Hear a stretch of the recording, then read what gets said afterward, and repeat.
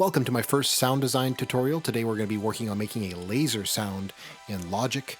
You can use any percussive sound to start. I've used a kitchen grater and a chopstick simply because that's what I had on hand. I used some light compression to even out the transients and some basic EQ. Took a lot of the high end out because that's where I want my laser sound to really pop through. At this point I really wanted to add some weight to the bottom end of the sound, so I used sub bass to really put some bass in. Next, I'm going to create a MIDI track based on the transients. I do this by pressing Ctrl D to double that track, and then I'm going to adjust the sensitivity to make sure I'm hitting all the transients. I'm going to change the instrument to ES2 for my first layer.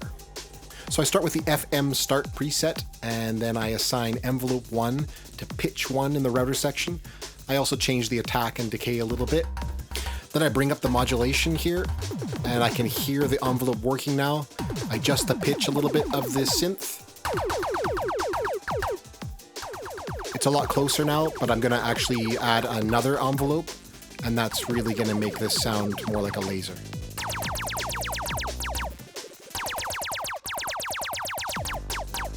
The next thing I'm going to do is make sure that all my note velocities are even in the MIDI track. I'm going to do this by opening up the MIDI automation tab in the piano roll, and then I can see my note velocities and even them all out. This is going to be important for my white noise layer.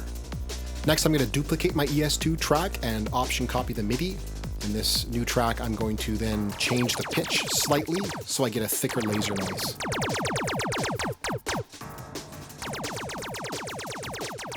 Now I want to add a layer of white noise, so I'm going to create a new audio track, and I'm going to put a noise gate on this, bringing the threshold all the way up so that I'm not going to hear the white noise when I add the test oscillator. That test oscillator is going to go in the signal chain before the noise gate, so that's above it in the channel strip. Then I'm going to go back to the noise gate and put in a side chain to one of the two ES2 tracks. It's not going to matter which one, and this is going to trigger white noise to come through when those MIDI notes hit. I'm going to change the attack, hold, and release till I get it where I want it. And this is where evening out those MIDI notes is helping us because the gate is going to open and close consistently.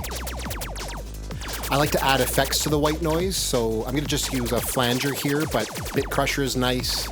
And I'm also going to add some reverb in this case, just to make it kind of pop nicely against the other layers.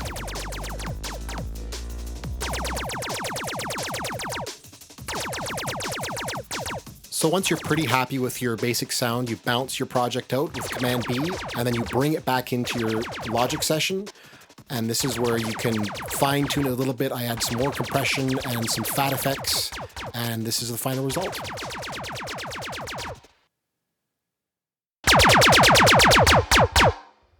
So thanks so much for watching. I hope that was useful, and stay tuned for more sound design tutorials. Ciao.